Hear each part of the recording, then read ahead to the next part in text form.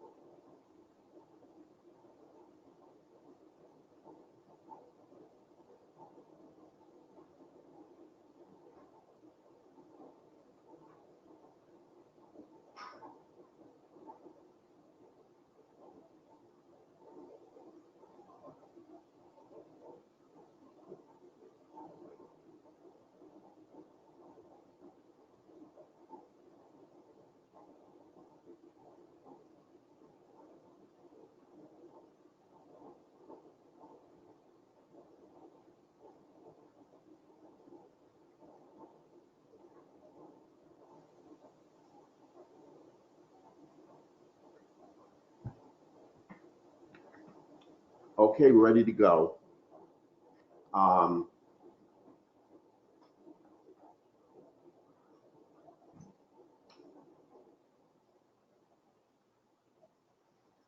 had to take a refrigerator up to my son's dorm and at college. He just left, and coming back, there was just an enormous amount of traffic, and I got held up in. So that's why I'm starting late. And again, I really apologize for that. What we're going to do is we're going to go over all the trades taken in the live trading room this week. And what I did was I exported an Excel spreadsheet of the back end to show you just really, and this is where we're going to look for the trades. I was going to mark each one of them out, but they're going to be really easy to find. Now, at the beginning of the week, we put up a chart of the NASDAQ and the Dow. And the Dow for us turned out to be a really just really a sluggish instrument to trade. It had light volume, it had little volatility. I really didn't have any confidence in taking any trades. Then later in the week, we put up the NASDAQ and crude, and there just weren't any crude trades. So what we wound up with was 27 trades on the NASDAQ for the entire week. Now, of those 27 trades, we had 1, 2, 3, 4, we had 5 losers, and we had 22 winners. And our gross total was $1,470 in profit. And this is just the cumulative profit that's right off the back end. And on every trade, you can see that the number of contracts we traded was 3, and the last 2 trades taken, I traded 2 contracts. Now, really, our goal every day is to make between $300 and $400. A couple of days we did better, but we're gonna go over it day by day. Now let's bring up the NASDAQ chart. It's right here, and we'll bring up the spreadsheet. And the reason I'm using the spreadsheet, not the actual NinjaTrader back end, is because the spreadsheet's a lot easier to see. And the back end, the print is real tiny, and it's impossible to make it bigger. So let's take a look at the first couple of trades.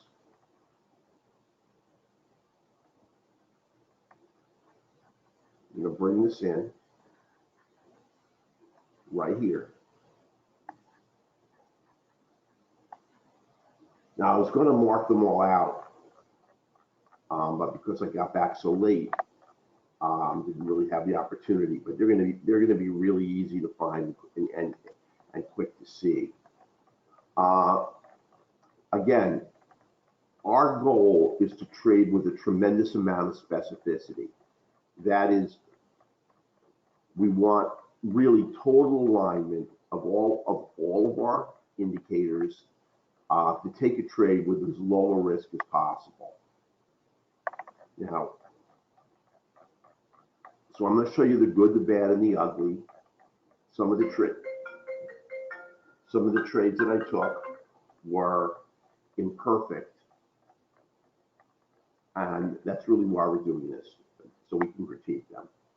Now, at the end of this webinar, I'm going to show you a slide, and the first person who can tell me, you're going to see the units of the x-axis and the y-axis, and the first person who can tell me what it's a graph of, you get a free month in the trading room.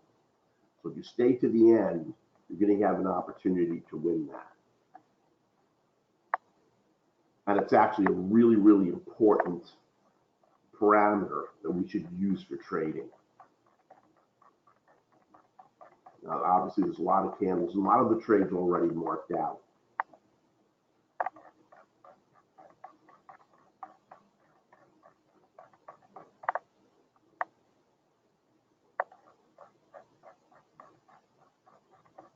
Okay, here's 617. Now, also the thing that we're going to critique is our automated trade management strategy, i.e. how much of the move did we actually get and how much money did we make on the whole trade. Now, this is going back to 617. This is going back to 618. You got to go back one more day. It's going back 5 days. We're going to have to go back. Let's go back 8. So we'll just, when it recalibrates, we'll just run it all the way to the end, and we'll be there. Okay. Let's go all the way back. Here's 616, and here's 617. I'm sure there was an easier way to do this, but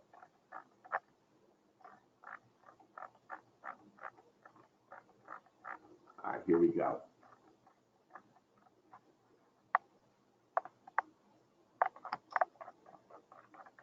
Well, it's not my day. Hold on.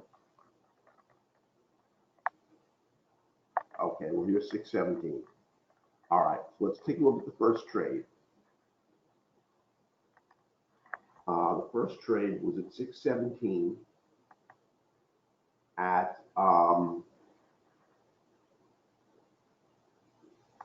let me just go to time.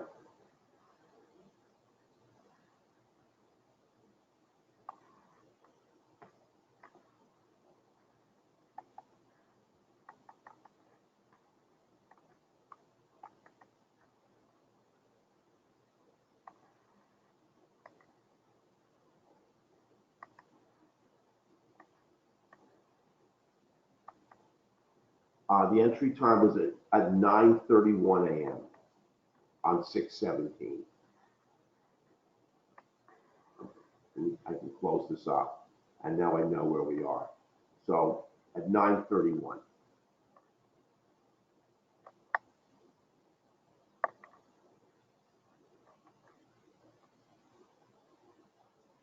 Now here's the first trade, right here.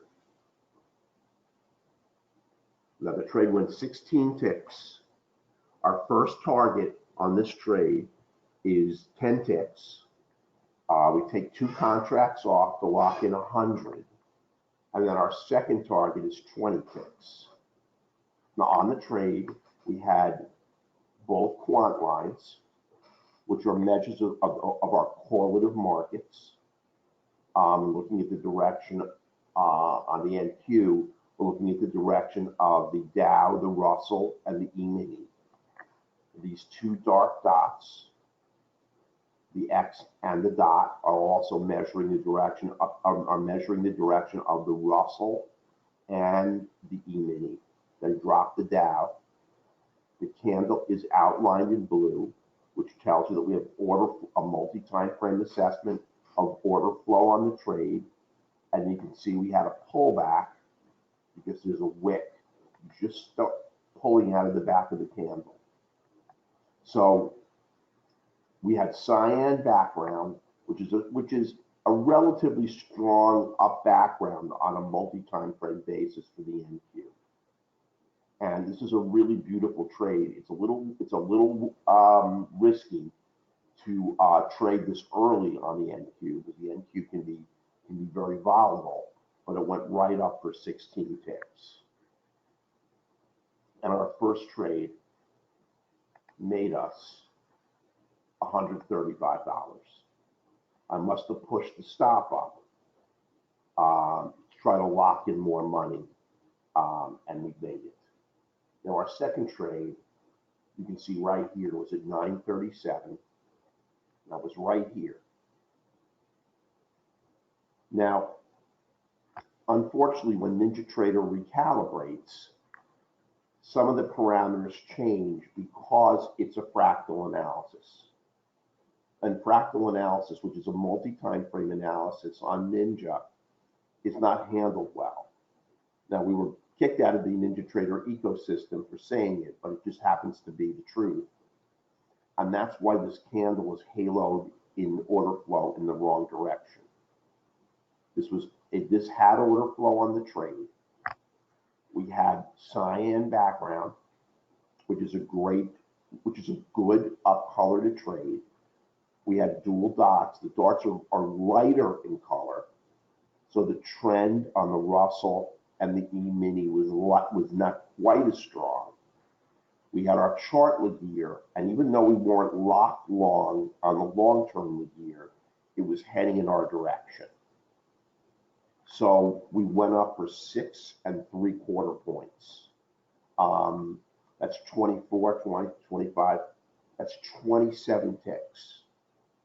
Now, although this should be technically a full winner, somewhere inside here, we got a pullback, a 10-tick pullback, because our stop goes to break even to take us out.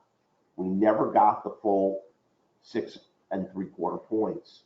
We only made $105. We didn't make our first target, our second target, even though it was our second target before we got a reversal. Now, the other thing that makes this trade so advantageous and so low risk is the fact, and this is something that we try to do on every trade that we take,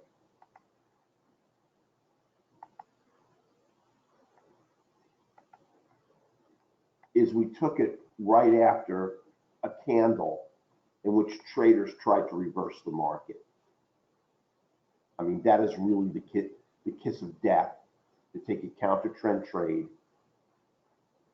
when in a multi-time frame up direction, when all the correlative markets are pointing up, when both Laguerres are locked long, and this move up gets to stop out all the traders caught in the counter trend direction.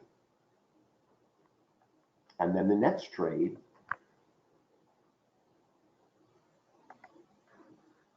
was right here at 940.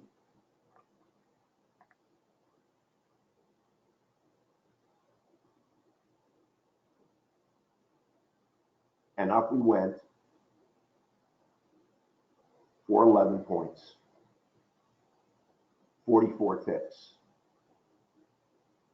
Again, somewhere inside this candle, We lost the trade and that did not make it just because our automated trade management strategy is so conservative. And we did have quadruple greens across the board. We made 160 and we were done for the day. Our cumulative profit was $400. We hit our profit target on 3 trades and 3 winners, and we were done in 10 minutes. I mean, Monday was just a terrific day, and we were out. So we did not trade on. Now, this is just me going over the trades later on in the trading room. So here's a channel. This is another potential winner, another potential winner, but we were done. And we didn't take any other trades for the day. So I'm not going to go over all the price action for the whole day on the NQ. I really only want you to see the trades that we took. Let's move to day number 2. Day number 2 starts right here. Now we're on 618. And on 618 at 9:32, I took the first trade, which turned out to be a loser. It was the first loser of the week.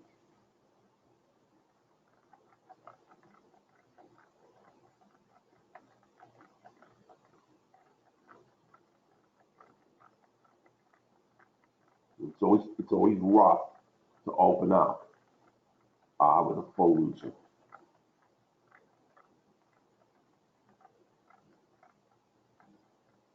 I took it right here.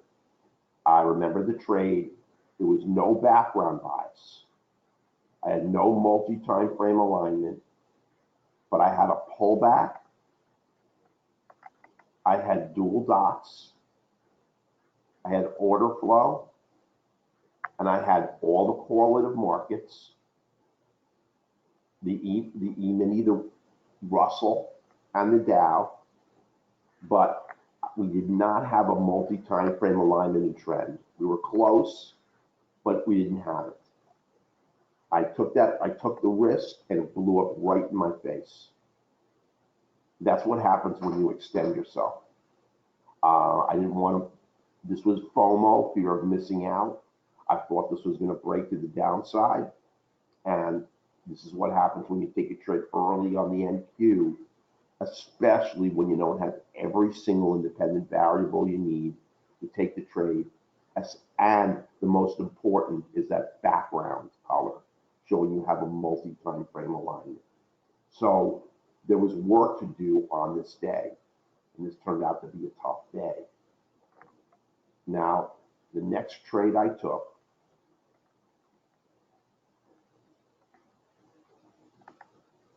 was at 9:42. I missed this trade right here. And I missed this trade. Now, I don't know if these were fast moving trades. I missed them both. This was at 39.49. There's no way I should have missed that trade. No way I should have missed this trade. This is a break of a pivot. I missed them both.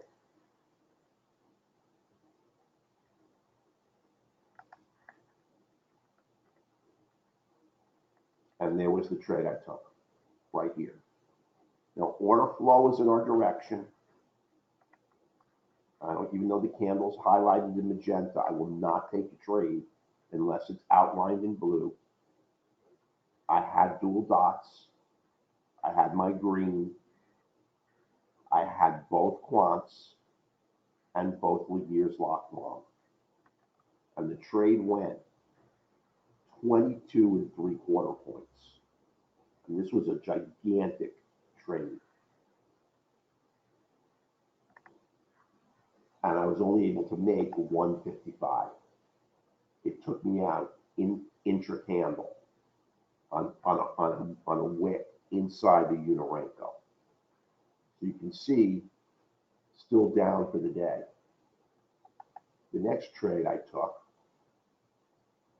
was at 10:01. If I could have hung into this trade, all the way or had a runner could have made a lot more money.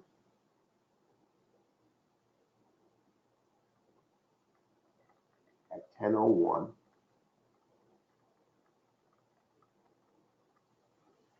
a lot of chop here.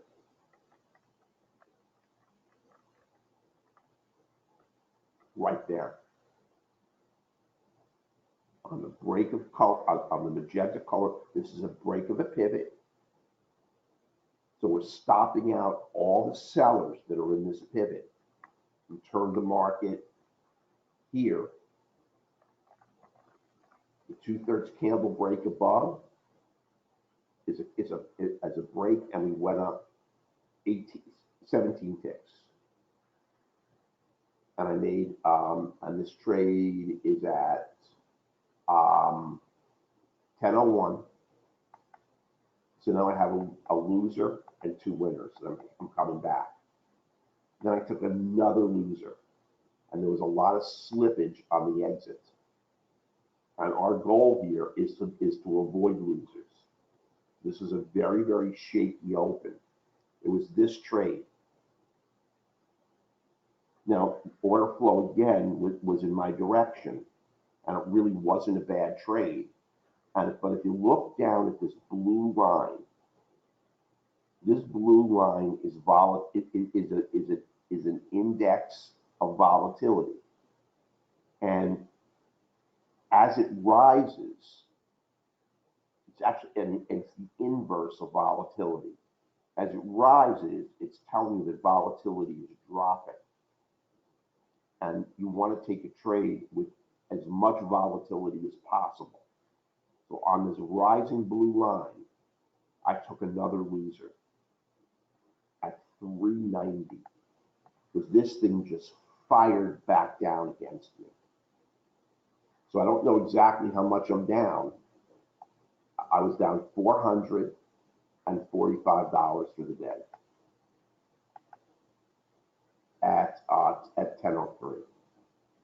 Not a great spot to be. Then at 10:17,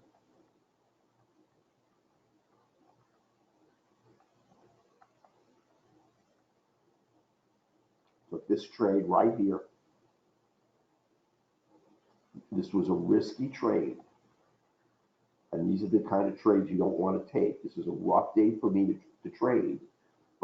And this is what happens, and this is why I'm doing this critique. When you're down, you start reaching.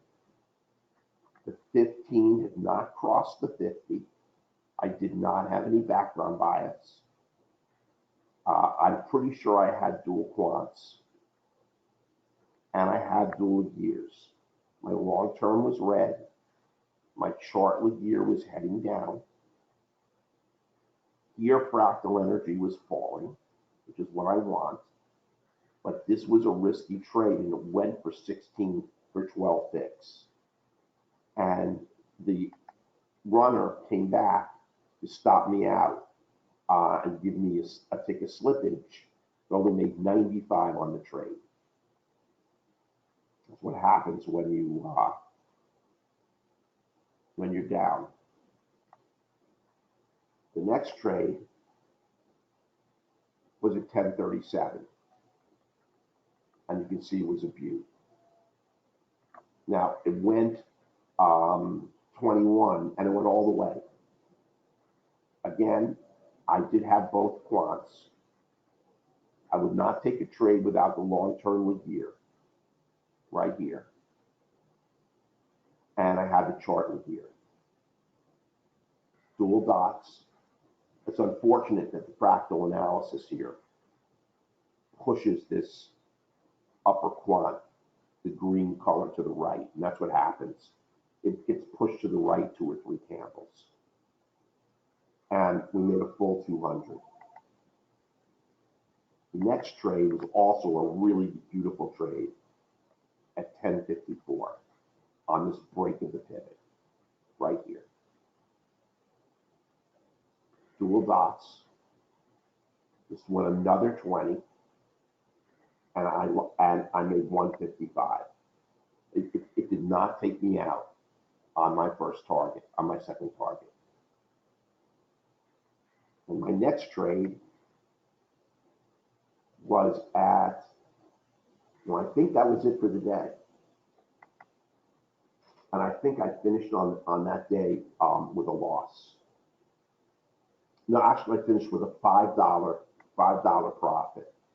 We finished the first day at 400. I finished the second day at 405. So I was just able to break on Tuesday up $5. So obviously it cost us commissions.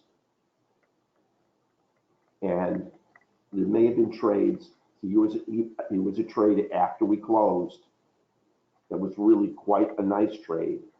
That would have potentially given me a $200 winner, but I stopped. I settled for the $5. Here's another trade.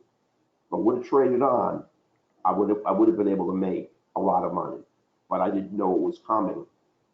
I'd come off a rough morning, taking one trade on a rising blue line, and that first trade you saw I took without any background, and I settled for down for $5 on the day. And the next day, I made an enormous cardinal sin, but we still wound up making really nice money because Wednesday was Fed day. And I want to show you these mistakes to so you can learn from them and I can learn from them. Now on 6/19 was Wednesday, the first trade was at 9:34.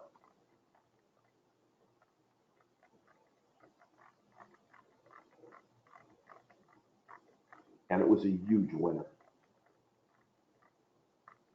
The kind of open that you just love. Was right here. Both quants, both Laguerres, order flow, dual dots. I let it run through the pivot. It went 18.5 points. And it took me out on my second target. I make $200. I mean, that's one stellar open. Now, let me make sure that's the first trade on that day. Hang on 1 second here. No, I'm right here. There's your first trade. Now this $15 trade was just me. I clicked the buy button by mistake. I closed it immediately. It wasn't a trade. This $15 doesn't count. It would have been a -15. I wouldn't have counted it. I didn't call it.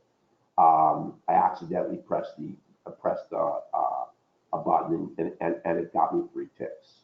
The next trade was at 9:41. It was right here on the break of the pivot. Went 25 ticks, and this was all red, dual reds all the way down, 4 reds, dual dots.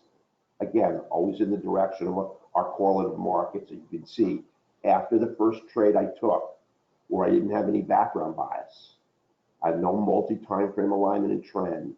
Here, I never took another trade, I believe, the rest of the week without it. And I locked in another 200. And we had 2 trades, 2 winners, up 400 at 9:41. 11 minutes and we were done. And what did I do? I did not stop. And that's an enormous mistake, not to stop when you've hit your profit target.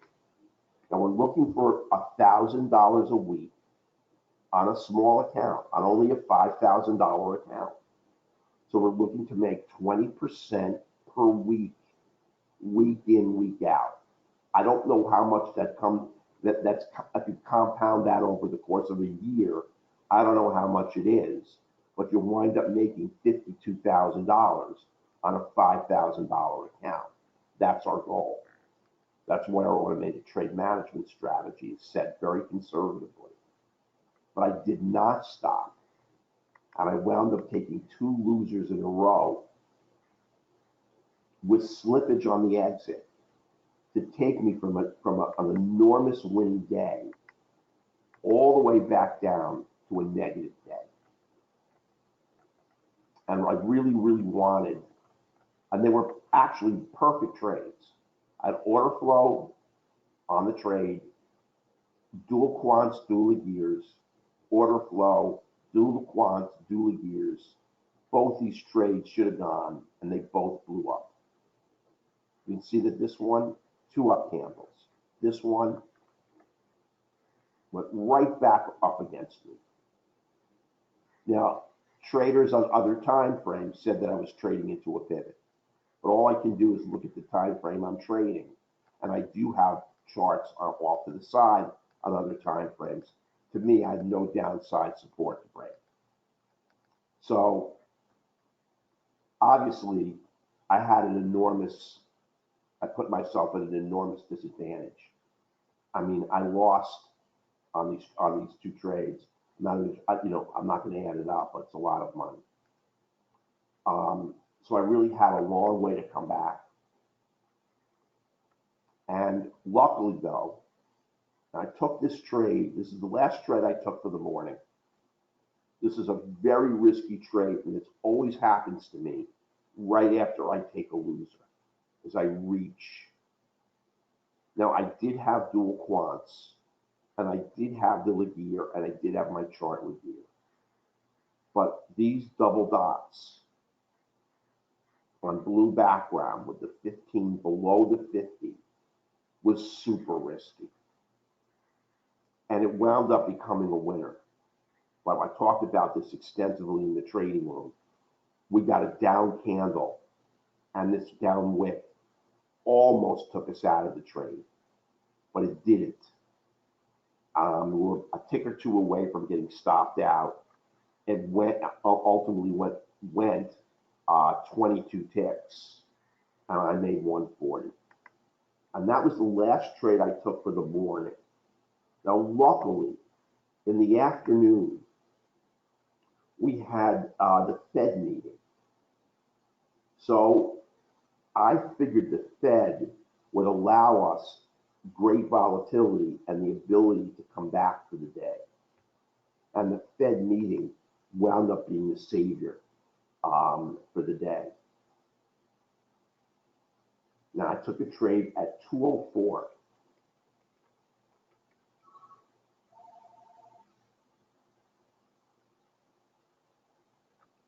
Now, 1204 is 1404. Let me find it.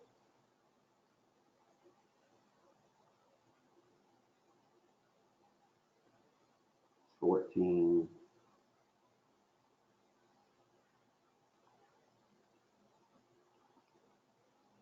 You see, we're getting a lot of volatility here.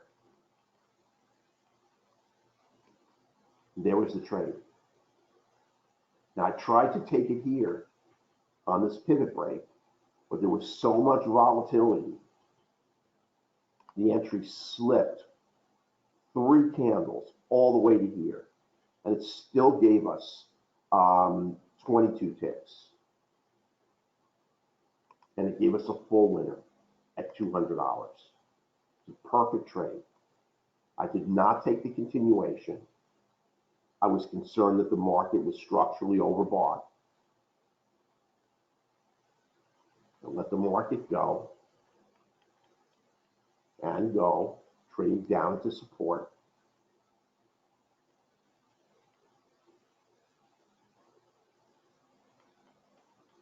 And there was the next trade, the break of the VWAP. And I'm sure there was an internal wick, and down and went 45 ticks. We had another 200. Now we're still on the 19th. And then the last trade, I made $600 back. And the only reason I had the opportunity to do that was because of the Fed. Right here. A again on the break of the VWAP. And this one went 64 ticks. And we made $210. So you remember the first day we made 400. The second day we made 5. We're now up 820 for the week. And then the rest of the week became much easier. Now, if I would have adhered to my profit target here, we would have been 2 and out at 820. Instead, I elected to take on a lot of headaches, and we're still out at 820 with a lot more trades. Now, I'm not trading a lot of contracts, only 3. I mean, this could be a much bigger number if I traded a much larger number of contracts. But I only want to trade the same number of contracts that everybody in the room can trade, so that they can mimic my results. And you got to trade with really incredible precision and really take trades on markedly low risk trades if you're going to make money day in and day out. So our first trade the next day was right here at 9:33.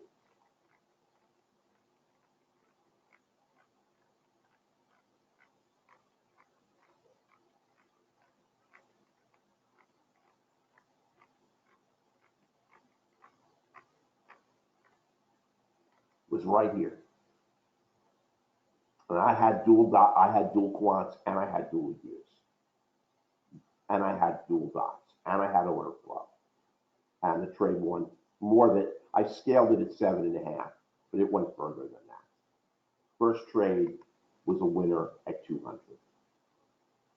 Next trade at 9:36 was right here, break of the pivot. It went 13 ticks. Our first target's 10. We only hit a first target. And of course, that last contract coming back, taking our stop out at break even, got some slippage and took $5 back from us. The next trade at 10:16 was a winner. And this is the kind of day you want to have every day. And I had the previous day, was right here. Now, everything was pushed to the right by a couple of candles. I was one candle away from pink background, our best background. But we had dual quants, we had dual gears, and down we went. And this trade went 23.75 points. And we were done for the day at 10:17. That's 47 minutes. And we had made $495. We really should have made 500, but the market robbed us here. So we were at 313, 13.15 for the week. On not many trades, and we would have had an incredibly small number of trades. This is the biggest mistake I made, was to be up 400 and not stop. I took 2 losers, and then I had to come back with 1, 2, 3, 4, 5 winners in a row in order to come back and cut a profit. So that's where we were going into Friday. So we already locked in our profit target of $1,000 for the week after commissions. And I wanted to be very conservative on Friday because I only wanted to build a little bit of money. And on Friday, the first trade I took was a loser. It was at 9:43.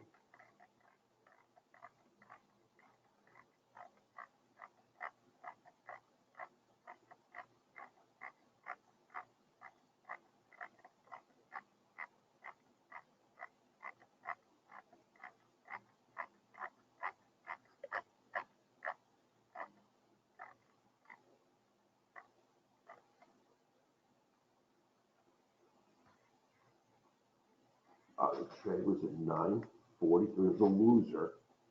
I didn't mark it out, but I believe it's right here. It's right here. This is the trade. On control panel, it's 943 even. Here it's 942, 59 seconds. Right here. It was a good trade. I had order flow with me, dual quants, dual years, a pivot break, and it went, and I had falling fractal energy, everything, and it stopped me out. And every now and then, you're gonna wind up getting bashed on a really nice trade. And it happened that I lost 315 on the trade to start on a Friday, which was the last thing I wanted to do. The next trade I took was at 949.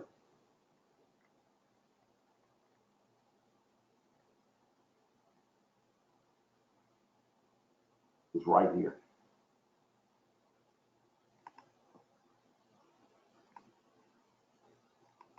And I remember the trade was a little bit risky. I had dual quants, I had dual years, I had everything on the trade. I did not have background bias. That's what happens when you take a loser. You wind up reaching. I made a first target at 115. My next trade was at 956. Right here on the pivot break. Now, it's a second target, we just didn't get it. And on the trade, I made 130. All I could do, these are all 4 first targets in a row. The next trade I took was at 1004. It's a beaut. No, it's right here on the pivot break. Here.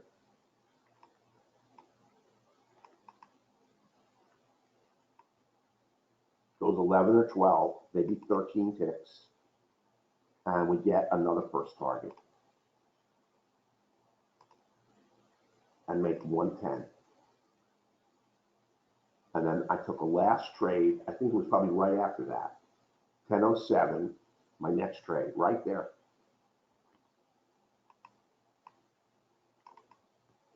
Went right up into the pivot, broke it a little bit. We got our first target. So I broke back into the positive with 4 winners in a row. We closed the week at 1470, and I was done. We had taken 28 trades. Now, if I would have traded on, we would have made more money. But if you trade on like I did that one day right here, you always run the risk of giving it all back.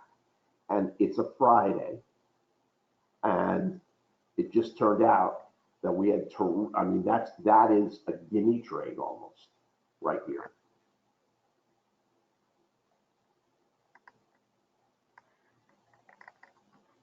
And up you go. That would have been 200 bucks. These wicks would not have mattered. This one might have taken us out early, but we would have definitely locked in at least 100. Then you have this pivot break, but you don't have a channel break. There's no trade here. And there's nothing here. And this is, I think, a little bit too overbought to take a trade. So I had one would have hung in there. This is also not these are not great setups, any of these. And now you're moving into the afternoon. So I would have had one more trade if I would have hung in there, right here. And that's the week. It's very difficult on a small number of contracts to make 1,000 after commissions. Now, commissions came out to about 300 and change. So we made about $1,170 for the week. Depending whether it's $4 a round trip or $4.50 a round trip, you're right around $1,100. um, you're going to be a maximum of about 370 in commissions. And of the trades I took, um, very few of these were bad trades. There were just some trades that just didn't go. And these two trades, when you hit your profit target, should never be taken. Now, ultimately, the amount of money we made for the week wouldn't have changed much, but we would have done it on far fewer trades. And the only reason I was able to break back here at 200, 200, and 210 was because of the fact that I had a Fed meeting in the afternoon. I mean, it created enormous volatility. And like coming back at around 1:45, I was able to nail these three and come back $600 and bring our week back to 800. And then the next day was a $500 day to 1,300. And then the next day after that was just a $100 day. Actually, it was like 170, 160. And it takes a lot of work to be really consistent and avoid losers. And as it was, I had 22 winning trades, and I had 1, 2, 3, 4, 5 losers, 2 of which should never have occurred. And this is the exact reproduction of the back end. I did take out one trade. It was a crude trade that occurred after we had finished trading, and I found out how it occurred. Sergio's working on an auto trader, and I'm on a network, and he accidentally triggered it on his end because our domes were down. And we had no opportunity to even have the ability to take a trade. So, I mean, that trade wasn't called. I didn't even see the trade take place. So I edited out one trade that just didn't occur. What I did was I took my computer off the network, so that can't happen again. But this is every trade that took place on the back end, from here to here, and the 1470. Now, if you take trades, which we're going to do the rest of the summer, a lot of you in the room know the system. On dark pink background, multi-time frame alignment to the downside, the dual dots that tell you that on the NQ that the Russell and the E-mini are moving in the direction. The darker the dot, the stronger the trend. You will never enter a trade. Listen, you may want to enter a trade without order flow. It's one of the weaker independent variables we have, but it's a lot better if you enter on a magenta background on a down trade.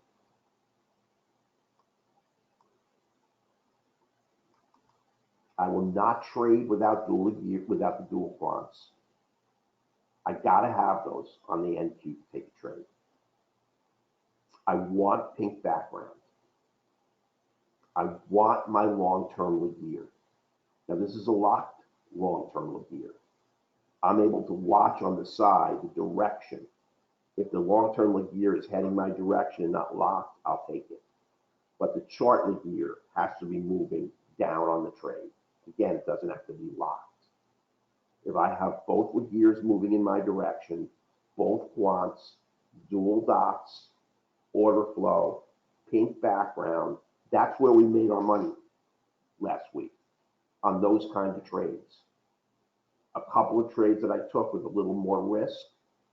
I was able to pull out a couple of winners, but the biggest loser and the biggest hurt I took was that first trade on that one trading day where I opened with a loser, and that was Tuesday, and that was the day right here. I was only able to break back, and I took another loser, and I was only able to break back such that all I could make on the day was $5. And the other important thing I think that's really worth noting is that if you take a down day, it's a small down day. And after taking this loser, I was more than happy By the time it was almost 11 o'clock in the morning, just to settle for $5. We lost money today on commissions, but at least we didn't churn forever and ever and ever. And then Wednesday was the Fed day, where I made a monster mistake in not taking 400 and out on literally a half an hour's worth of trading. The Fed report rescued me to bring us to 820. Then the next day was a home run day, almost $500, $5 short. And that's what you look for. If you can have one home run day and then hit a couple of singles and doubles, you're right there. And then on Friday, I was willing to take, I think we made 160, 170. And we were out at 1470, minus commissions. I mean, that's I think the only way to trade. We'll take a quick look at crude. We didn't trade it all week. That's the problem. And I did not like the way the Dow moved. And I know there were some trades on crude. In fact, the day that there were some, I'm not going back all the way. I will just look at what we got here. Because I don't want to do a recap of multiple markets. I don't want to answer any questions. And I want to show you my bonus JPEG, which is good for a month in the room. But this looks like this is a tough trade to take. Fractal energy, you see that dotted blue line is rising. The Laguerre on our trading chart right here is rising. So that's a tough short. And so is this. And this is late at night.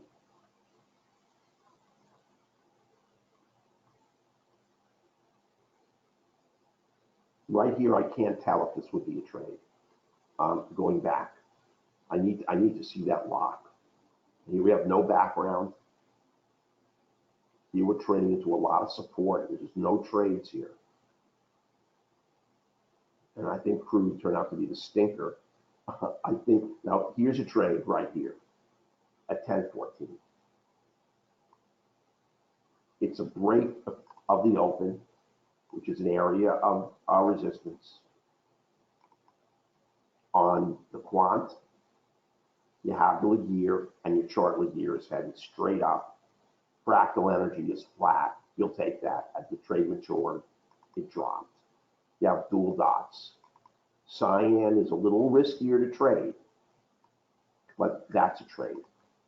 And I think that's the only trade that I saw really for the whole week. But let me tell you, the ability to avoid taking a loser in chop is as important as the ability of the software to get you into a winner. Now, I'll just show you one other indicator. That's Sergio will finish next week. That's really going to help us. It is an assessment of the green line is volume per 30 seconds times the delta ticks. So let's say there's 100 contracts crossed in 30 seconds on the NQ. If the market moves 3 ticks, this will come out to be a 300. The goal is just contracts per 30 seconds. It might even be 10 seconds. I have to ask them. It's calculated really, really fast. And what it does is it shows you a massive spike in volatility. Now, the gold line is squashed because the green line, once it comes up to 6,000, it pushes this gold line all the way down. So it becomes very hard to read. But you can see on this move up, it looks like it may have been a terrific opportunity to take a long trade because it's really hard to tell by looking at the gold line. But for a continuation trade right here, it's actually right here.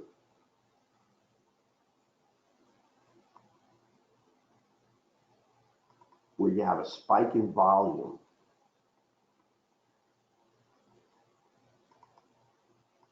it's going to be right here.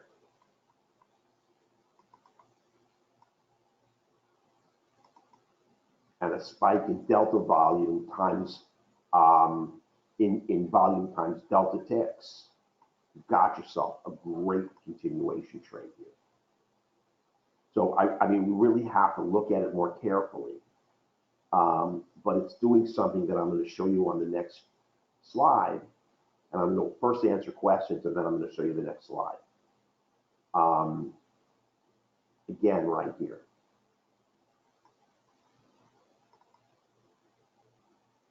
We just have to be able to scale it a little bit better, but it's all done. Now, let me open it up and look at questions, and then I'm going to show you. I mean, all I was trying to show was give you a little bit of a gut feeling and flavor for our system. The system really thrives.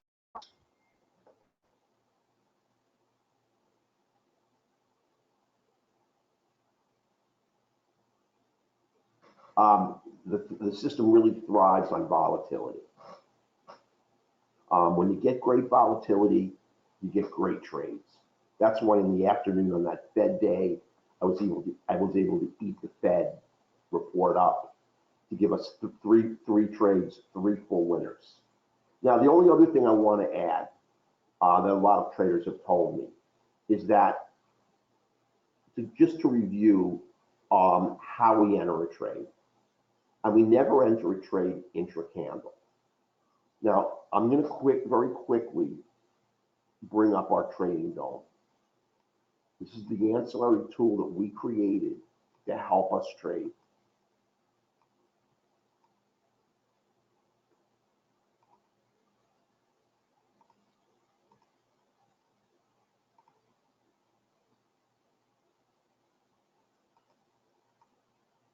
And I'm going to, I'll connect, I mean, I can connect it. We're not going to use it now.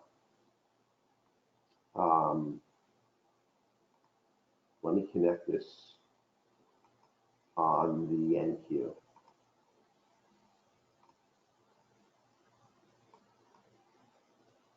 And show you what we want to do. And let me show you how much easier it makes trading. Now, on a Uniranko on the right edge, you already know where the candle is going to close to the upside.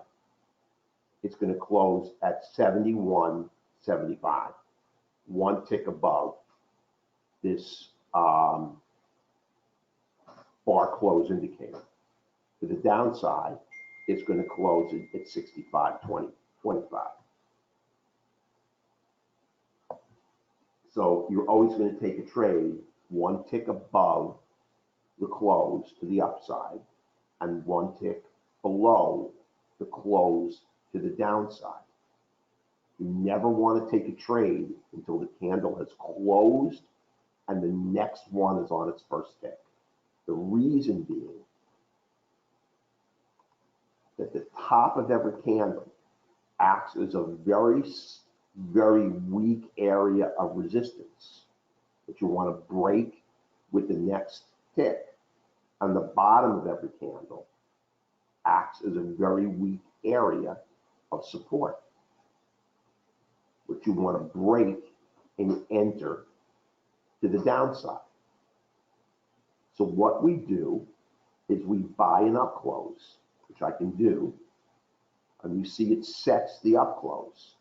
And the up close, you already know this is 71.75, and the next candle, it sets it at 1 tick above, 71.75. So you don't have to chase this around or try to figure out where it's going to set the trade for you. Now, I don't want this to trigger, because it will, if I want to sell a down close, it's going to be 1 tick below. It's at 50, it's setting it at 25. I'm going to close it. I don't want it to enter. I don't want it to hit and skew our results for next week. Because once a trade hits, I cannot get rid of it. Now, here's the important thing, and really the value of this system also. If we enter a trade to the long side, here, one way of taking the trade is with the automated trade management strategy. We have programmed in. We have 3 different ones programmed in. We have a conservative, 2 contracts, both off at 10, an intermediate, 3 contracts, 2 off at 10 and 1 off at 20, and a riskier, 3 contracts, 2 off at 15 and 1 off at 25. Next week is going to be a very volatile week because we have the G20 meeting on Thursday and Friday. And I believe it's going to generate a tremendous amount of uncertainty. And next week is going to be a stellar week to trade because of that. I mean, that upcoming G20 meeting is going to cause a lot of uncertainty. And I don't know whether the markets are going to go up or down. I see all the talking heads, half of them say up, half of them say down. We don't have to care. All we are interested in is that we're going to get a lot of volatility, especially Thursday and Friday when the G20 is actually meeting. But going into that meeting next week, I think we're going to see a lot of market uncertainty, and that uncertainty is going to lead to a lot of volatility.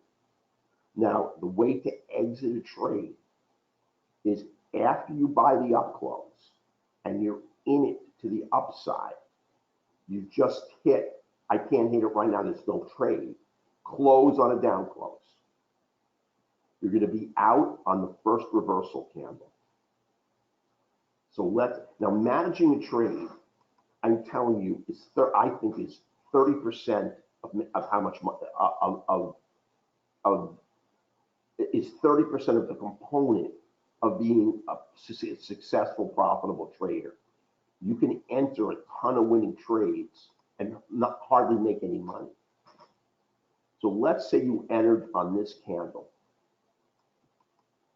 You win 1 tick above on buy and up close, and you immediately hit close on a down close. You would have been out on this trade on this first down candle, and would have to close, and then 1 more tick would take you out of the trade. So you would have made very, very nice money. You would have been in 1 tick above, right here.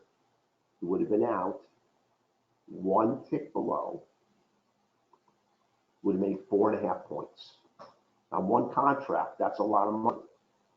On 3 contracts with 2 out of 10 and then a runner, that's also really nice money. It's 18 ticks on 1 contract. It's very, very good money. That's another way of managing the trade. On a short trade, it's just the opposite.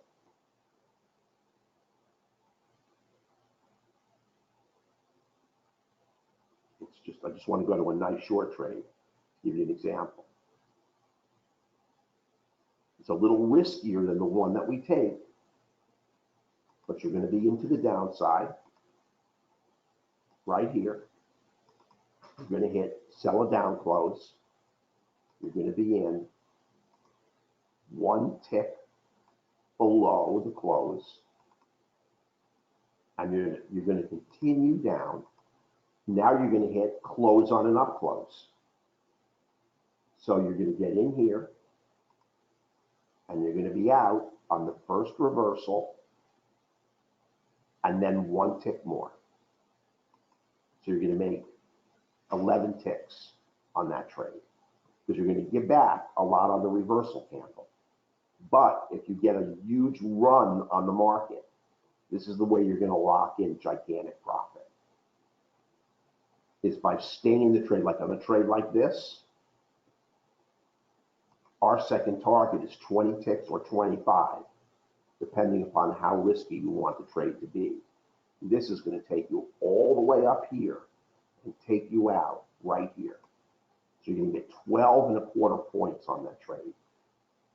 So it's a mechanical way of garnering as much profit as you can on the runner until the market gives you a down close on an up move or an up close on a down move.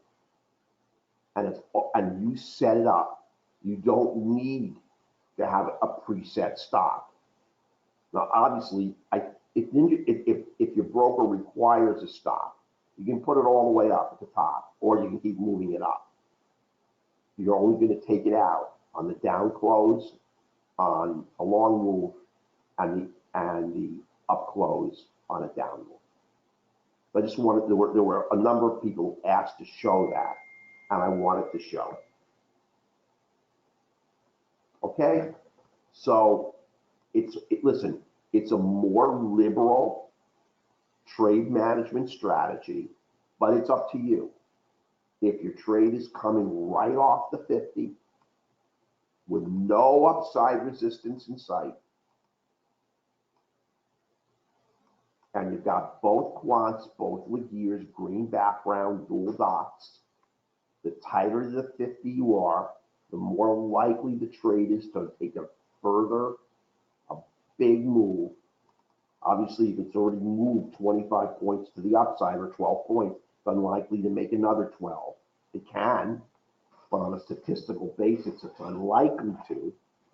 So it's that first big move right off the 50, where if you pull yourself out on a reversal candle, you have the potential on a very small number of contracts to get yourself in on a runner and take yourself out at the most advantageous place. Now, when you get a big runner, you can see that first down candle often foreshadows the big run back to the mean, right here, right back to the 50. So that's the best place to take it out if you're looking for that big runner. You wait for your indicators to turn. They're always going to take you out late, because the further you are off the 50, this is the mean. And as you push off the mean, and let's say this is one standard deviation off the mean, we're going to be calculating this and projecting it on the chart soon. And let's say this is 2 standard deviations off the mean. And I'm just sort of making this up. I don't know this for a fact. But I want to give you I want you to understand this conceptually.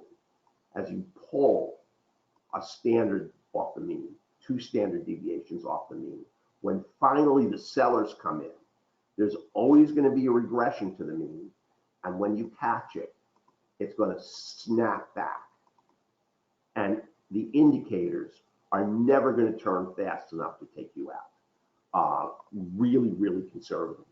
Ours would take you out on this down arrow, and you'd lose another candle. So you'd lose another 25 ticks. So it's a great way to manage the trade. If you're looking for a big move on one contract, after you've already locked in a lot of profit, your stops at break even, or maybe break even plus 10 or 15, because this has moved a long way, and you want to see if you can pull out 10, 11, 12, 13 points out of the market. It's the way to really milk it. So let me see if there are any questions. You saw how we did for the week. It is 1,000% accurate. You have to trade with incredible precision, and you really have to adhere to the rules. If you give the market just a little bit, it'll take your head off. And again, I want to impress upon all the traders in the room, the ones who are members and the ones who are not members, you have to set a profit target.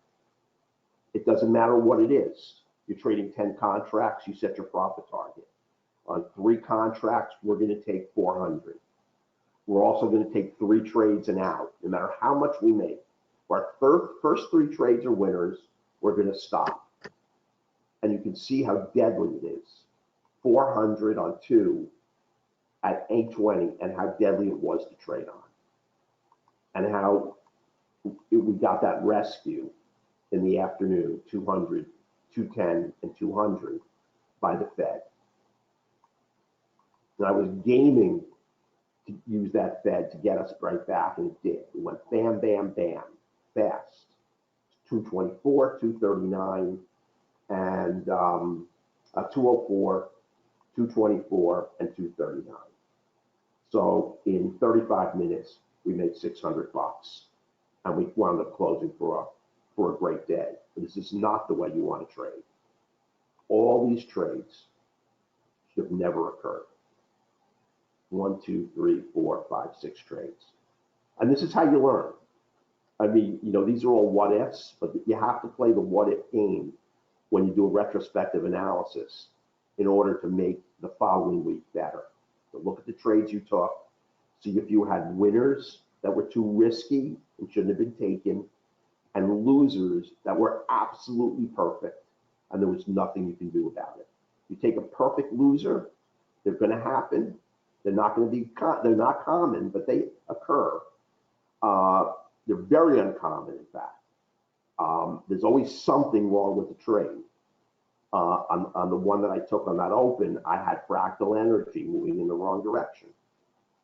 Was something here that stopped these trades, but I shouldn't have been trading.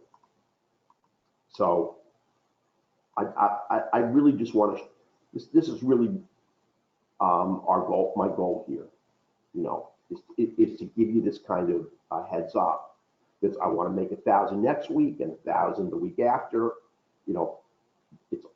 It's a new ball game next week. And if we're gonna trade consistently, no matter how great volatility is, if I can hit $400 on 2 trades, I should close, because I don't want to churn. And if I hit a loser, I just don't want to do that. Now, we could make as much as 275, and the maximum we can lose is 375. But if we close on a down close, I just let the ATM run, which was another big mistake I made. If you look at this, remember I said if you're in long, you close on a down close. I didn't hit that button. And if you're short, you close on an up close. I just didn't hit that button. That button paralysis. If I would have done that, these losers would have all been less money. I would have saved money on all. I hit it here and only lost 315. If I would have hit it here, here, here, and here, I would have made back another about $50 a trade. That's 50, 100, 150, $200 more. To go to 1670, that's a lot of money in the course of a week. I mean, that another $100 pays for our commissions. So I've got to hit that reversal button and get out on the NDT exit rather than the ATM strategy, which is trailing the trade. But sometimes I've noticed that the platform is not accurate with the trailer. It lags a little bit. The trailer flies. It takes a little time for this platform to catch up. So let me see if there are any questions. And here's we don't have any offer. There's nothing to buy, but we're going to send you an offer. If you want to come in the room next week for $1, we're going to extend that offer. Next week should be a tremendously advantageous week to trade. We've got great volatility. We're going into a week where we've got the G20 summit. It's going to create a lot of terrific volatility. And if you want to trade with us next week for $1, you're welcome to come in. You get an offer. And I won't say if we don't make you the buck back, we'll give it to you back, but it's only costing you $1 to come in. And if you'd like to see how we trade and how our trade methodology works out live in real time, you're more than welcome to join us. Let me answer any questions that there are. We'll give you the recording. Don't worry about that. Yes, JM, and there's a lot of legal reasons for that I just can't go into. But believe me, and I'm not going to hide the fact we trade in sim, But as everybody in the room knows, our simulator, you can program the simulator. It's got a couple of different settings. Our simulator takes slippage, takes an unlimited amount of slippage, of which sometimes we get 10 ticks of slippage. And also, it is not programmed to fill on touch. We had a couple of trades that hit our 10-tick target and did not fill JM. So we're up against the same stuff that you are. And the results that we get are really, I'd say within 98, 99% are going to be right where you are because of the way we have it programmed. And just because the way the CFTC is right now, scrutinizing every room, it's the only reason why we're not trading live. I don't really want to, not too crazy about putting that on a link, but that's the advice we've been given, is just not to do it right now. I mean, that's the market environment. There are a lot of shysters out there, a lot of people saying things they shouldn't, and they're bringing a lot of scrutiny down. And if you're being told it doesn't matter, it's not true. It does right now. But our simulator is set so that it really, really can just crush you on slippage and hit our target and not fill. You have to go through your target in order to get a trade, in order to guarantee a fill. So we're up against the same thing as you are. And we can set it to the other way around, to take no slippage and to fill on touch. And then it would be completely skewed. And I think, and this is just my own personal opinion, it takes more slippage than you would if we traded live. Sometimes the slippage I get is just is mind-boggling. So I'm not sure that this simulator isn't worse than a live dome. I'll tell you that right now. We're up against a lot.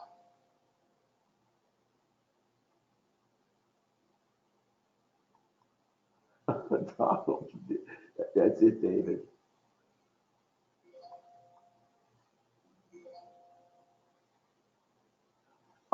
I think the game was set too high, John. I'm sorry if I was too close. Just for clarity. No, you don't need a big wick to touch the EMA for it. The bigger the wick, the better. Remember, our goal on an entry is to roll over counter trend traders. Here, this big wick tells you that there's a lot of buyers trying to turn this candle. And the reason we go in is because we know that if there's a continuation, there's likely to be. Our quants are telling us that money flow is out. We've got momentum, which is price acceleration to the downside, down on multiple time frames. And we know order flow is angled down. So the bigger the wick, the better. Even better than a wick is a reversal candle. That traps a lot of traders in the wrong direction. Here, the buyers were not strong enough to reverse the market. They were just strong enough to give a very large wick. And they were probably 1 or 2 ticks away from creating an up candle. We would have been in on the down candle, closed to the downside, and had a nice move to the downside. We always want to enter into a trade where we run over traders caught in the counter trend direction. It's part of our core trading methodology. That's why we take a break of a pivot, or we take a break of resistance, because resistance is comprised of traders sitting to turn the market in the opposite direction. And when we get a break, the market's likely to run. And this is late, this is 15:20. If we look early in the morning, right here, here's a pivot break. And our pivots work right. Buyers turn the market up right here from this candle bottom. Now we're looking for a break right here. We even had a wick. And we're going to run over all the traders We're long here in this wick, and you can see how this trade carried down so nicely. Same thing here. I'm not looking right now at the quants or the gears. You have a turn long. Buyers came in, pushed the market up. The pivot forms. And we know when we take the pivot break, which is 2/3 of the candle body short, we're going to start stopping them all out. And as we do, this thing is going to fly to the downside. At the very least, the probability that we hit a first target is exceedingly high. And that's what we try to do on every trade. Catch somebody in the wrong direction to at least push our trade into our first target and guarantee us a winner. And it works. That strategy works extremely well. There's another pivot break. And down we go. So we're not just jumping into the trade. We just can't jump in at any point in this down move. Because if we do, there's no guarantee that the buyers won't come in, reverse a candle, kick us out of the trade, hand us a loser, and then we'll get the continuation. We have to wait for them to come in. And if they never come in, we just can't get into the trade. No big deal. Another one will come along, and we'll be successful in that one.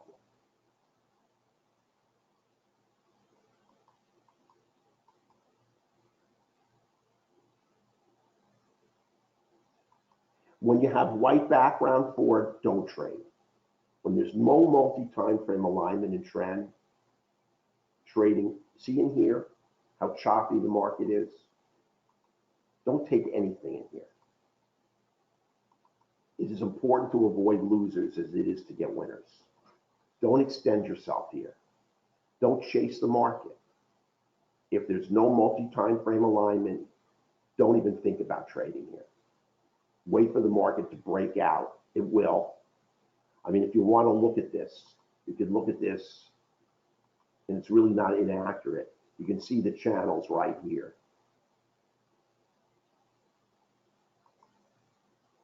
Now it's tracing out here. When we fix it, it'll continue to trace out. It's stopping after, I think, about 10 candles. But you're looking for a break of the channel, which occurs right here. And this will be a trade to the downside in the very near future. Because we're going to break out of a channel. And what's in this channel? Tons of buyers, tons of sellers. One group of these are going to be caught in the wrong direction. What's the likely direction they're going to break out? Short. It was short going into the channel. It's most likely short coming out of the channel.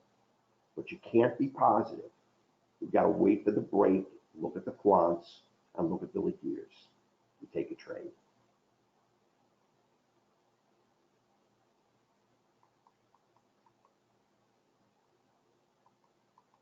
Absolutely for it. The 15 is an area of support and resistance. It's exactly the same. You could treat it like a break if you get a 2/3 candle close above or below. As long as the quants, the gears, and background bias are with you. Every area of support and resistance are support and resistance because within them, they carry traders that are sitting to turn the market.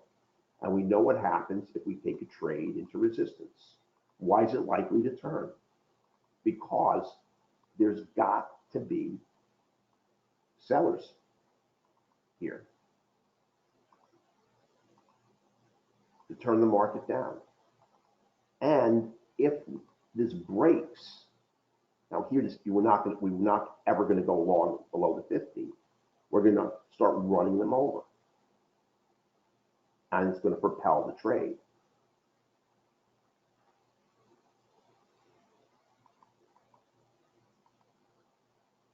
It's all, the fractal energy line is already released, Saxman. It's out. I just never put it. It's right here. And it's going to help you on some trades. If you take a continuation like the one that I did, where you're looking for sort of a break above everything behind it, and fractal energy is against you, it's a problem. You really want fractal energy to be flat or falling into your trade. If it's flat, you're okay. If you've got a really steep rising fractal energy, when you take a trade, you can still take it, but it defines a riskier entry. And the only thing that software can do is give you a risk assessment on the entry.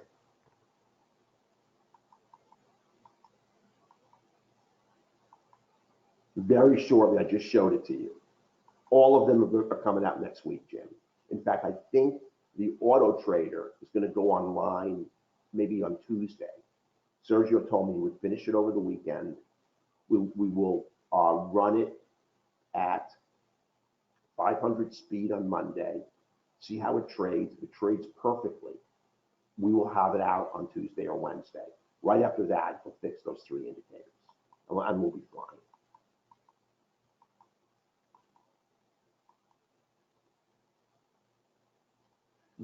Gerard, if your template is different, just send us an email and Rory will send you these templates. And this will just set the chart up for you exactly the way my chart is set. So you don't have to really worry about the inputs. I mean, once you insert the template, it'll set all the inputs. And then all you have to do, if you want to look, you can look in and see where they are. Now, our new website is just about to go online, and it's going to have a user section where all of the inputs for every indicator is going to have a snapshot of this part of the indicator. We're getting close to launching that website, but just send us an email, and he'll send you a template for about 10 markets that are all perfect. Just load the template, Gerard, and you're good to go. Or you may need an upgraded software package, and and Rory will include that along with it as well. And then you'll be perfect.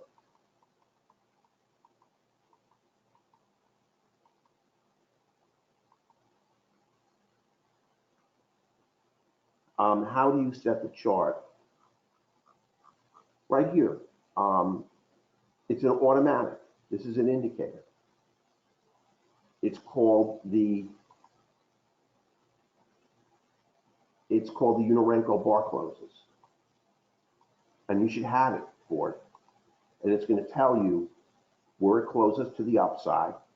Here you're going to be in at 68.75 to the upside. You're going to be in 62.25 to the downside. You can either take it manually on the Ninja Dome by setting a buy stop or a sell stop, or take it automatically with the NDT. Right now it's set. If I hit this, there's your set. Just set right there at 68.75. You don't have to worry. If I wanted to sell it down close, it's got to move a tick before it will cancel the trade. Cancel. Now if I sell it down close, you see it sets it 1 tick below the close. The close is 62.50. The entry to the short side is 62.25.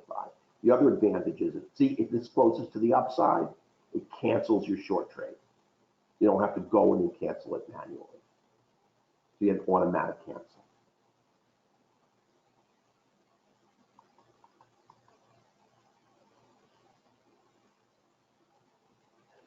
Heinz, I don't have the time to do that, but if you need those, I will be more than happy. The 2 contract and 3 contract automated trade management strategies we have on a PDF. You just send us an email, we'll send them to you. And they'll lay out exactly how the more aggressive trade management strategies will set it up for you. And I don't want to trade to trigger. If it does, you'll see the targets and stops also appear.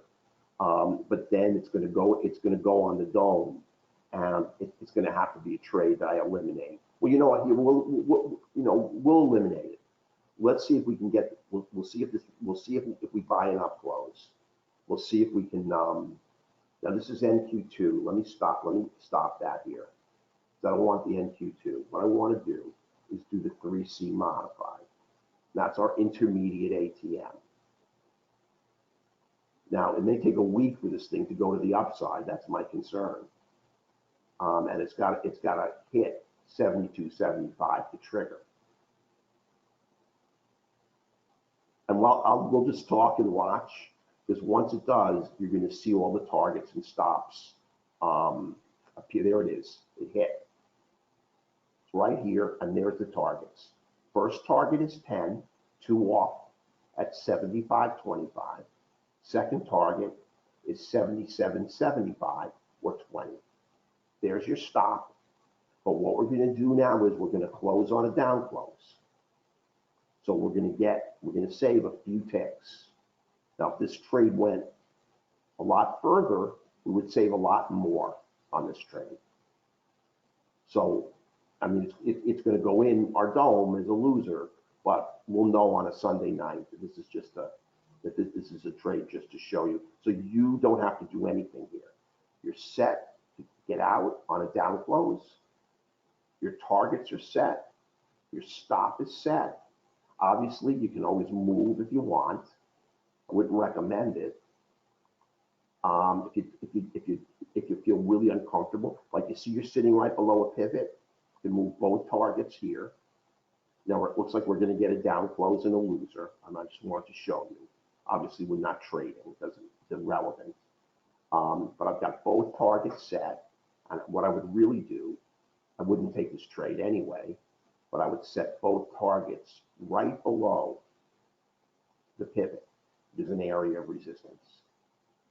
And would not anticipate I'm going to break that area of resistance. And I do this live in front of everybody in the trading room. Jason, we start with that. But if you do a reversal and the trade moves in your direction, your stop is going to start getting smaller and smaller and smaller. If the trade goes right back against you, you're going to get that stop. But if it'll pull up for you, that reversal, see, the next candle is going to pull the reversal up 4 ticks. The next one's going to pull it up an additional 4 ticks. So every time you get an up candle, it's going to reduce your stop loss by 4 ticks. The G20 summit, David, starts officially on Thursday. But going into it, I mean, there's, like Monday, Tuesday, and Wednesday. Well, that's all they're going to be talking about on television. And, I'm sure they're going to be pre-announcements, things like that. So I think it's going to lead to a lot of market volatility. And that's what we love. And I think the NQ is going to be really great to trade, and possibly crude as well. So if you haven't been in the room and you want to take a look at the room for a week on a buck, it's a great week to come in, because I think we're going to see a really good week. It's tough to trade during the summer.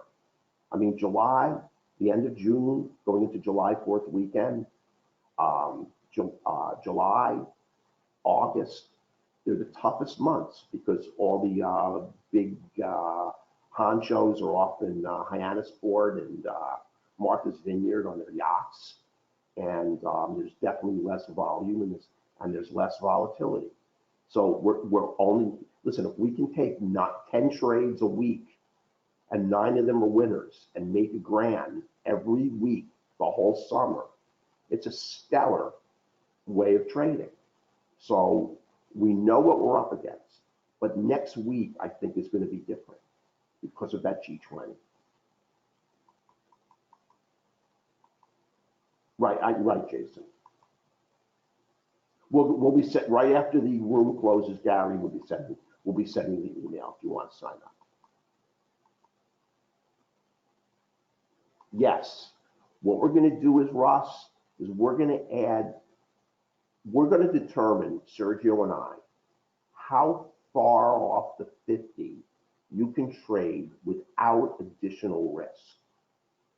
And what we're going to do is we did this when we had the range system. That line is always going to sit a fixed number of points above the 50. And you know, and what we used to call this is our safe zone. And that's what we're going to call it again. If you trade between the 50 and this line, you're not in structurally overbought territory. So you do not, you're not accruing risk on taking additional long trade. If you take a long trade above this line, and you can, you know it's going to come with added risk. And we're going to create that line. It's just a matter of time. I got that poor guy doing so many things, but it's a mandatory, objective way of assessing structurally overbought, oversold market conditions. And we are going to create one.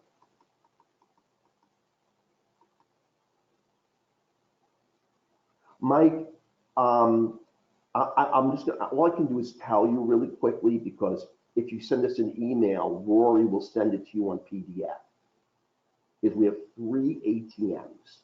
This is the intermediate ATM. 3 contracts, 2 off at 10, 1 off at 20. The more aggressive one is 2 off at 15, 1 off at 25.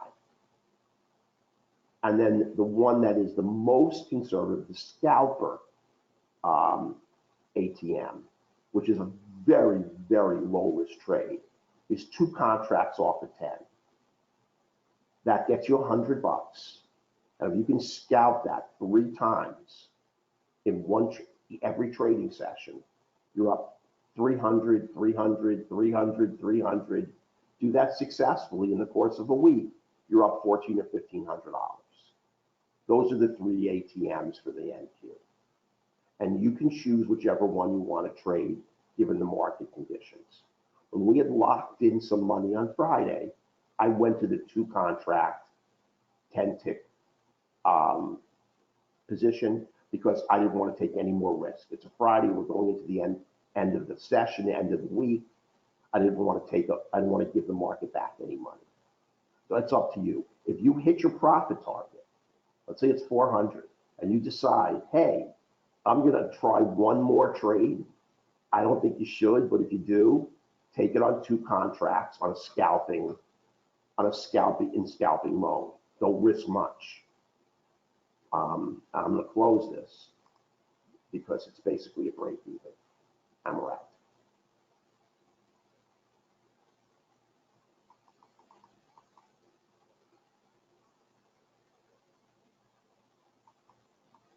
No, Cross, you're going to get it on a link, so don't worry about it. Sure, for it. No problem. Han, you're going to get high fractal energy, a rising line in a market like right here. You see, what you tend to get, if you look right here, as the market trends, the line falls. That's in general what happens. You'll see it's not a perfect line, because here the market trends here, and the line rises, and only now it's falling. But if you look at your entry, you'd like to see the line falling, because that's telling you that the market is not choppy. It's in a trend. Volatility is falling, and you're likely to get a nice smooth continuation. And that's what you're looking for on this blue line. But don't put a huge amount of stock in it. If you're trading way off the 15 and the trade's got a lot of risk, like the one loser I took, it's worth looking at. But if you have all the other independent variables, dual quants, dual years, pink background, dual dots, order flow, close to the 50, I would just take the trade. I mean, that's what comes with a little bit of screen time. You know, after a while, you get an idea of This is not the most powerful independent variable. What drives really our trades is the multi-time frame alignment. It's this green or the cyan in a lot of circumstances. You don't want to take a trade ever on this. Now you can see this is one of the situations where you have to stand down. When the market goes from a multi-time frame trend down to a multi-time frame trend up, it takes a while to turn all those markets. So in the transition, you're just not going to get a low risk entry. But that's what you have to give up if you want to take these very low risk trades. And if you think that every area on your chart is a potential trade, you're going to go bankrupt. You have to pick the areas to trade and make the market come to you. And if you do that, you'll trade quite profitably, honestly.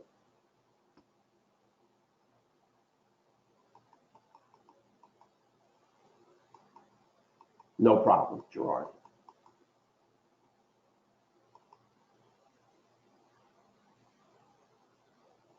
We use stochastic for it. It's the Laguerres. Relative strength, we've looked at the indicator. If you were even going to consider it, it would have to be a multi-time frame assessment. And RSI, stochastic, Williams percent K, those are all geared to look for divergence. They're not geared to track the trend. You're not going to sell an overbought market or buy an oversold market. If you do, you're going to get clobbered because institutional money is what drives it into the oversold region. And you don't counter trend trade against the direction of money flow. That's why we use the Laguerres. They track the direction of the trade and they don't look for divergence. So we've eliminated that and really upgraded the platform.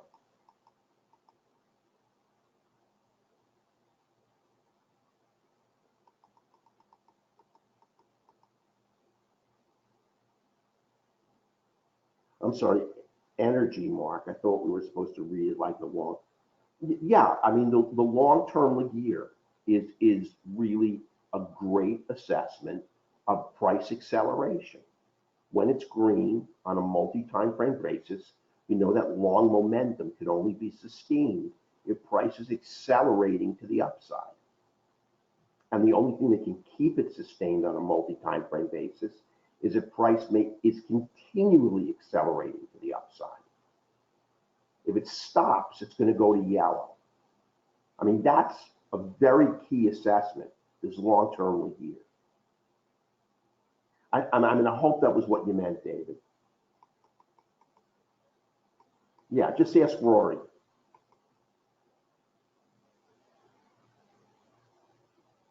Oh, it's right here, hon. It's this blue line. That's fractal. It's called fractal energy. I don't know why we called it that. Probably because just excuse me for 1 second. Yeah, Rory? I'm just about done. I'm still talking. I'll be done in 5 minutes. Okay. So that's what we call fractal energy, right there. And if you open up the indicator, it comes off the Laguerre right here. And you see this blue line, fractal energy, right here.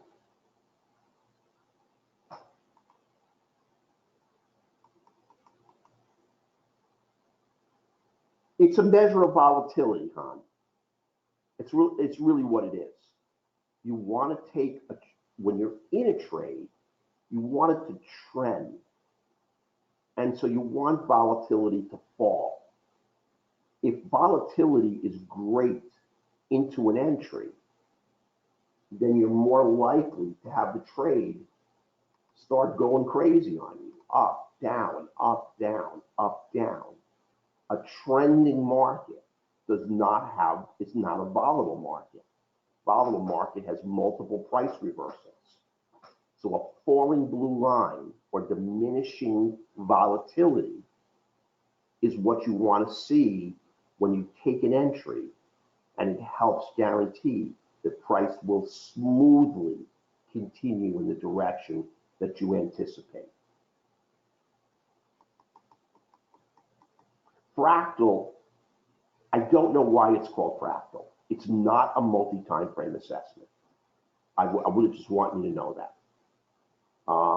That's what Sergio named it. Sometimes I have no idea why he calls things what he does. I mean, he coded it, and that's what he called it. And I don't want to mislead you. It is not a multi-time frame assessment. The Laguerre itself only does your chart. Here's the multi-time frame. Here are the quants. Those are all multi-time frame assessments. Almost everything else is multi-time frame. Only this indicator is looking at your chart only. That's it. Everything else, multiple time frames.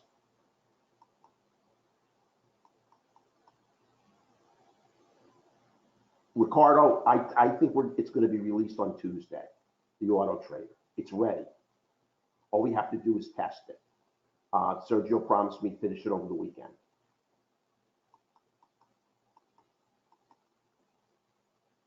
Gerald, I think you've been trading so great. I think you're ready to go live. I really do, and I think that this coming week is a good week because we're going to have the G20 and really nice volatility. You're only trading a contract. You may get 20, you may get a 10, 15-point trade. I think it's a good week, and thanks for giving me the heads up. Because with you live, I'm going to be taking 33 Xanax, and I'm going to make sure that we get winners. I'm going to do my freaking best. Okay, I don't see any reason why. In the summer, it's harder to trade, but this is an outlying week. That's why we're doing the $1 trial this week, because the G20 I think is going to buzz the market. I could be wrong, but I think it's going to put a zip in the NQ. Thank you, Russ. Russ says, congratulations, Mark. You guys keep improving your platform all the time. It's a lot better than when we first started. It was great then, but now it's even better. Sure keeps me out of trouble. Thank you, Russ. That's the goal. You're always going to get winners. And, I use the example of a teenage son. He can get winners. What he cannot do is avoid losers. And it's avoiding the losers that is the key to making you a very profitable trader. And all these crazy gurus that turn 500 into 500,000, which I just saw advertised from one guy, year to date or something. It's impossible to turn. I mean, you can't take $500 and go to $500,000. It's just not achievable. Or you would win a Nobel Prize for finance if you could actually do it and show a mechanical, rule-based way of taking those kind of trades, because you would have to eliminate essentially 98 to 99% of all losers. And right now it's not possible, but that's our goal. And that's why we keep trying to make the system better.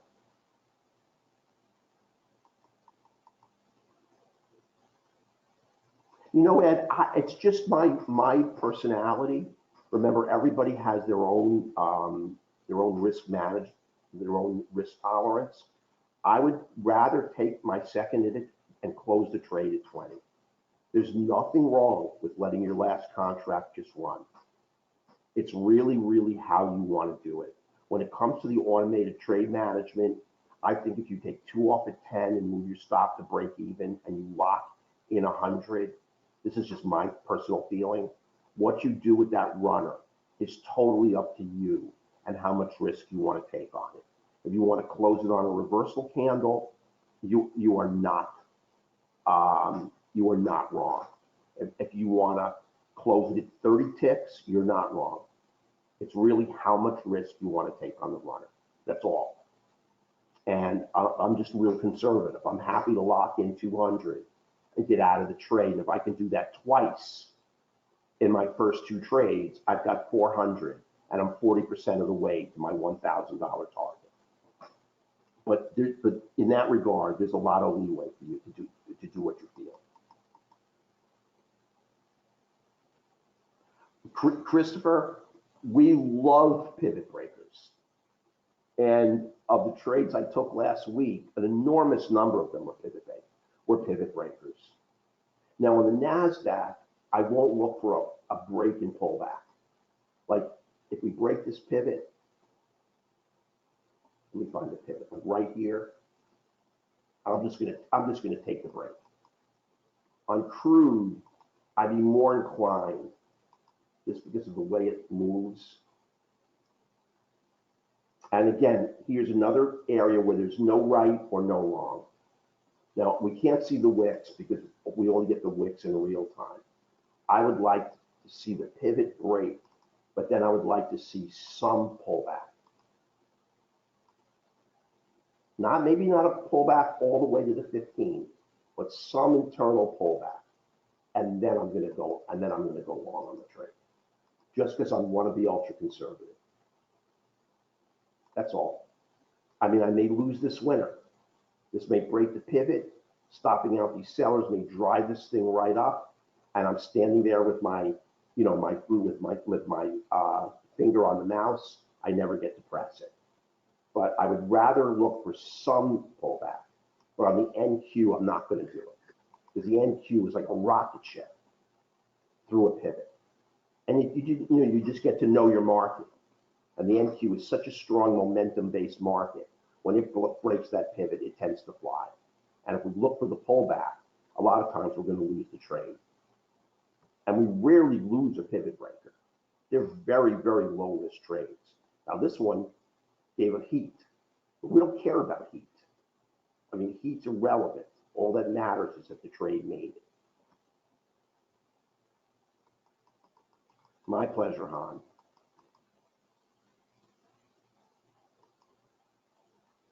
I think you are ready to go draw. You've been hitting it every day. I mean, the worst day I saw was a minus $35 day. And I really think you're ready to go. And I swear to you on Monday, I'm going to trade with you in my head. I am not joking you.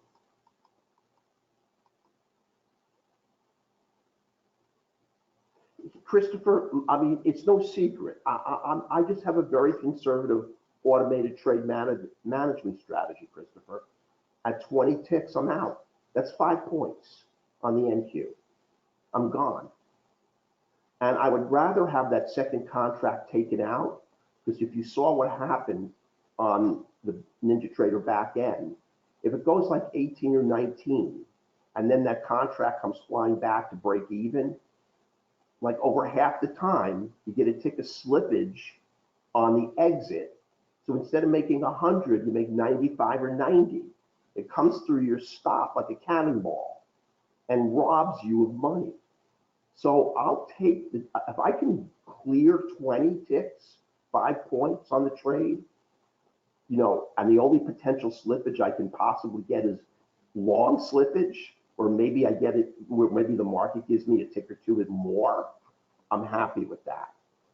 And listen, if the market goes another 10 or 15 points, you always have the ability to dial it back to 2 contracts out at 10. Go to scalping, look for a big pullback, and then take it again and go for another 100. Just because you're out of the trade at 5 points, if you still are in a strategically good place to trade, always keep looking for the re-entry. And you may be able to re-enter on the candle that takes you out. And you're only looking for 2.5 points to garner you another winner. So you lock in 200, re-enter real quick, and you got 300 on the trade. That's a stellar trade. So that's why I like to stay conservative on the trade. Everyone talks about, for every tick of risk, I can get 5 ticks of reward. Well, that's not possible on a leveraged instrument. It's not. On stocks, it is easy to get. I mean, on this same platform, on stocks, you can easily get a 3-to-1, 4-to-1 risk, but you can't do it when you can trade a full contract on $500. You don't have the volatility. You cannot get that kind of risk to reward. It's impossible. Mathematically, it's not possible. The average true range is not going to carry you far enough to give you a 1-to-1 risk to reward or a 2-to-1. You're never going to make any money. So you have to take what the market gives with the understanding you're probably going to lose more on a loser than you can make on a winner. But if you can trade 80+% winners, you're going to make lots of money anyway. It's all math. It really is. That's what few other traders and few other platforms understand. It's really all based on the math of the trade. Yeah, if you're Hillary, you can turn 1,000 into. Hey, if you're Hillary, you can turn nothing into like 1.5 billion. All you got to do is give a talk. That was very good, Frank. Okay, I'm really glad. We'll send you the offer for the buck if you're not in the room, and if you are in the room, I hope our recap here gave you a good feel for how I traded, how I can improve my trades, what we're going to look for next week. We're going to stay ultra conservative, wait for the market to come to us. We're going to chase nada, nothing. If I take a first trade loser, I'm going to stay ultra conservative, try to chip away, and if I can close with a break-even day, we'll take it, because I know the home run day will come, and our home run day came. We were just under $500 on 3 trades. That's all. No revenge trading, and one on the mentorship class, I went over the 8 biggest mistakes traders make. And although revenge trading was not one of the headers, it's one of the biggest mistakes. And I tend to do it. After a loser, I tend to extend myself. Not next week. We're going to stay ultra conservative. Let's make our grand and make our grand throughout the summer. So listen, everyone, have a wonderful, wonderful night. I wish you all the best of luck. Gerald, we're going to hit it next week, man. We're going to make money. All of you guys, Frank, everyone, we're doing it. So have a great, great evening. Relax. Thank you so much, Hon. You'd be of good cheer too. Let's hit it. It's really, my house is really quiet. My son's in college for the first time. I mean, it's like I don't know what to do with myself. I don't have any. No one is annoying me. Nobody is driving me crazy. Nobody is, nobody's asking me to make dinner. Nobody's telling me I don't have any potato chips in the refrigerator. It's very, very different. FSU, right? See you guys in the morning, everyone. You too, John. Have a great, great evening. Bye-bye, everybody. Take care. He's a smart boy. Take care, everyone. Bye-bye. Thank you.